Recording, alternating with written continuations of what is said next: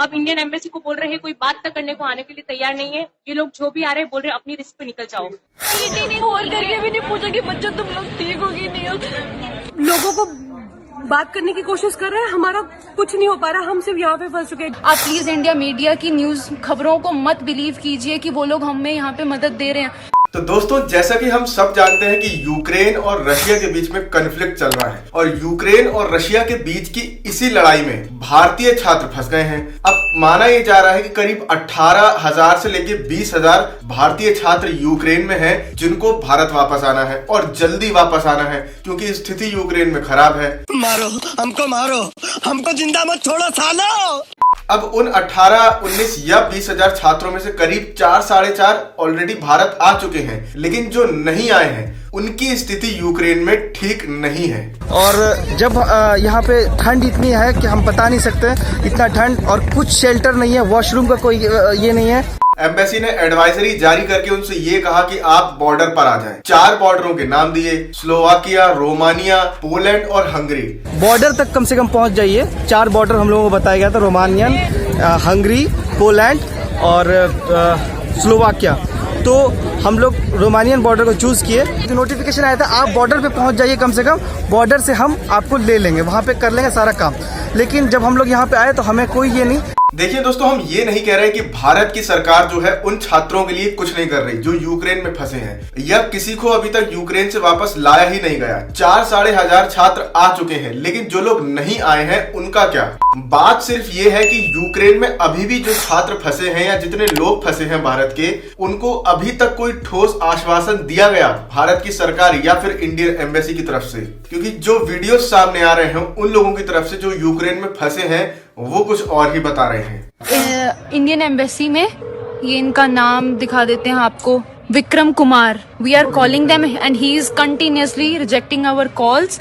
इस बीच दोस्तों, गोदी मीडिया भी यूक्रेन पहुंच गया है और वहां जाके भी अपनी बेइज्जती करवा रहा है। बढ़ता जा रहा है और बेलारूस खुलकर मिलिट्री सेंस में इनके पास आ गया। तो ये तनाव देखिए, ये लोगों के मन में आ रहा है। तो ठीक नहीं है यहाँ, कोई ट्रेन में नहीं बैठा जा रहा। Let me do my work, let me finish my work. हमको भी कुछ कहना दो। स्टूडेंट है कोई, तुम्हें शर्म है कुछ?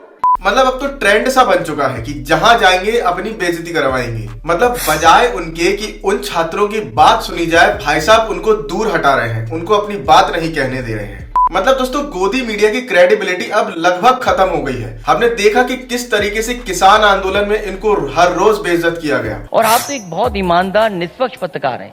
अब लोगों को धीरे धीरे समझ में आ गया है और जहां पे भी ये गोदी मीडिया वाले जाके अपना एजेंडा फैलाते हैं भारत में या भारत से बाहर, इनकी बेइज्जती होती है। काम ही ऐसे करते हैं।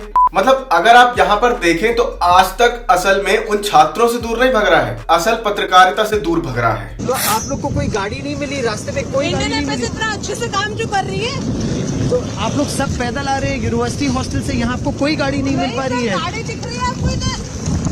और चलो चुप हो गए यार।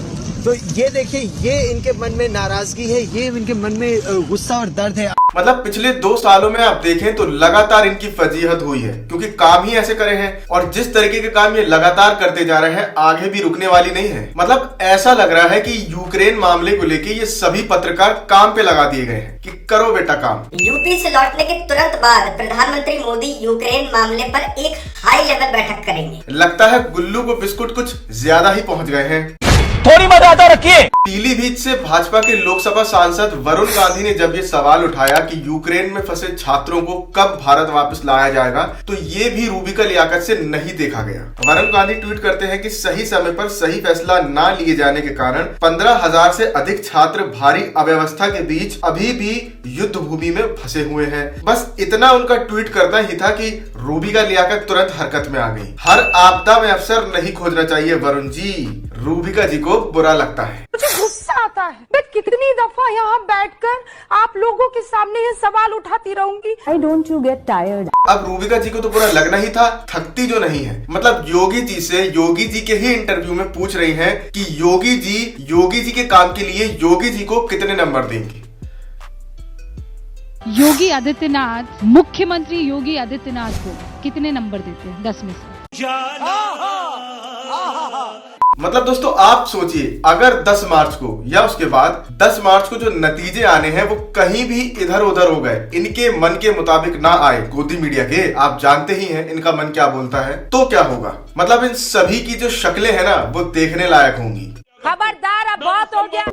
मतलब अमीश देवगन एक फेक पिक्चर ट्वीट करते हैं जिसमें वो ये दिखाते हैं कि भारत का इकलौता एयर इंडिया का जहाज यूक्रेन में जा रहा है युद्ध के जहाजों के बीच अपने लोगों को वापस निकालने के लिए, और बाद में ये पता चलता है कि ये फोटो पूरी तरीके से झूठी है, फेक है, तो भाई साहब अपना ट्वीट भी डिलीट कर देते हैं।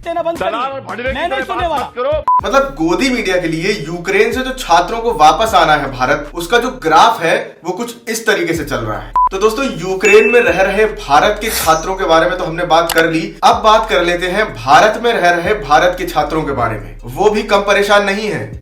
मैं अपनी बात बता देना चाहता हूँ मैम, मैं उस फैमिली से आता हूँ जिस फैमिली में 3000 रुपये भी नहीं दी जाती हैं। मैं वीडियो क्वालिफाई हूँ, वो भर्ती रिस्पॉन्ड कर दी गई। मैं आज 6 महीने से इलाहाबाद रह रहा हूँ। लेकिन दोस्तों कौन सुनेगा इन छात्रों की? बेरोजगार हैं तो होते रहे, जब तक हमारे नेता इस टाइप के होंगे तो कोई नहीं सुनने वाला। पूछना हो तो कोई ऐसा पूछो जिसमें तुम्हारी न्यूज बने, तुम महंगाई लिए घूम रहे हो। मौज कर दी वाह बेटे वाह। और दुर्भाग्य की बात यह है कि हमारे 90% नेता इसी तरह के हैं, तभी हमारे छात्रों को इस तरीके की बातें करनी पड़ती हैं। गांव में दोस्त से हर जगह से प्रेशर आता है, क्या कर रहे हो? 4 साल से हम लोग वैकेंसी का इंतजार कर रहे हैं। बताइए 18 में टीचर की वैकेंसी आई, 19, 20, 21, 22 ये भी चला गया। अब हम टीचर टेट पास होकर बैठे हैं यहाँ पे, क्या करें? हम फालतू में भाड़ा दे रहे हैं, रूम का खर्चा कर रहे हैं, पढ़ाई कर रहे हैं। मतलब दोस्तों अब तो इन छात्रों को भी पता चल गया है कि आखिर ये गोदी मीडिया के चैनल करते क्या हैं। हालांकि पहले ही उनको ही देखते होंगे, लेकिन अब पता चल गया है। और अब जब पता चल गया है तो जी न्यूज की जरा डिटेल में व्याख्या कर रहे हैं, आप भी सुन लीजिए। जी न्यूज असल बात है कि इस वक्त हमारे देश में और चाहे युवा इतना परेशान है, जब मैं बहुत परेशान हो जाता हूं और कुछ नहीं दिखता है कि क्या देखूं, या कुछ दिमाग थोड़ा हल्का हो, थोड़ा मूड हल्का हो, तो फिर मैं उनके पास जाता हूं। वो बहुत मनोरंजन करते हैं। यूक्रेन जो है अब वो ऑक्युपाई कर लिया रशिया, और भारत अगले क्षण पाकिस्तान पे हमला करने वाला है, और रशिया डर गया है। और ये ऐसा कुछ लगता है जैसे कि सारा कुछ चाहे बिडेन हो चाहे बड़े लोग हों, जी न्यूज से पूछ के ही करते हैं क्या करना है, क्योंकि हर अंदर की बात जो है उनको मालूम होती है और उनके अंदर क्या होता है उनको नहीं मालूम होता है। तो दोस्तों ये नया भारत है जहां ये छोटी मोटी बेरोजगारी महंगाई वाली बातें तो होती रहती हैं, पहले भी होती थी, आगे भी होती रहेंगी। ये वही नया भारत है जहां पर गोदी मीडिया के पत्रकार न सिर्फ ऑपोजिशन से सवाल पूछते हैं, ऑपोजिशन को टारगेट करते हैं, बल्कि जो भाजपा के ही नेता भाजपा की ही सरकार से सवाल पूछते हैं ये उनको भी टारगेट कर लेते हैं। देखिए दोस्तों हम फिर बोल रहे हैं कि हम ये नहीं कह रहे कि भारत यूक्रेन में फंसे भारतीय छात्रों को निकालने के बारे में कुछ नहीं कर रहा है। भारत ने पहले भी इससे बड़े बड़े इवैक्यूएशन किए हैं, फिर चाहे वो कुवैत से हो, यमन से हो, वुहान से हो या फिर किसी और जगह से। बात यहाँ पर यह है कि जो लोग यूक्रेन में फंसे हुए हैं उनको कम से कम ठीक आश्वासन तो देना ही चाहिए। जो अधिकारी उन लोगों का फोन नहीं उठा रहे हैं, जो लगातार उनको इग्नोर कर रहे हैं, उन्हें उन सभी लोगों से बात करनी चाहिए और उनको ठीक आश्वासन के साथ ठीक ठाक शेल्टर भी देना चाहिए, खाने पीने की व्यवस्था होनी चाहिए, क्योंकि -5 डिग्री के टेम्परेचर में बर्फ गिरते हुए वो लोग खुले में बैठे हैं। यहाँ हालात और भी बिगड़ते हुए आप देख सकते हैं। बर्फबारी बहुत तेज हो चुकी है और हमें 10 घंटे हो चुके हैं खड़े खड़े और हमें कोई एंट्री नहीं मिली है रोमानिया बॉर्डर पे। और न सिर्फ बैठे हैं, उन लोगों के साथ अभद्रता भी की जा रही है। तो दोस्तों हमारी तो यही विश है कि जो लोग यूक्रेन में फंसे हुए हैं वो सही सलामत जल्द से जल्द भारत वापस आ जाए। तो यही हमारी विश है। तो मिलते हैं आपसे अगली वीडियो में, तब तक के लिए जय हिंद जय भारत। वीडियो पसंद आई हो तो वीडियो को लाइक करें, शेयर करें और चैनल को सब्सक्राइब जरूर कर लें। देखिए एक तो बेसिक ट्रिक है, एक तो लाइक और शेयर ठोक दीजिए, महाकाल का लाइक और शेयर ठोक दीजिए। पूरा साल मेहनत करता हूँ आपके लिए बेटा, ऐसा नहीं चलेगा, ऐसा नहीं चलेगा।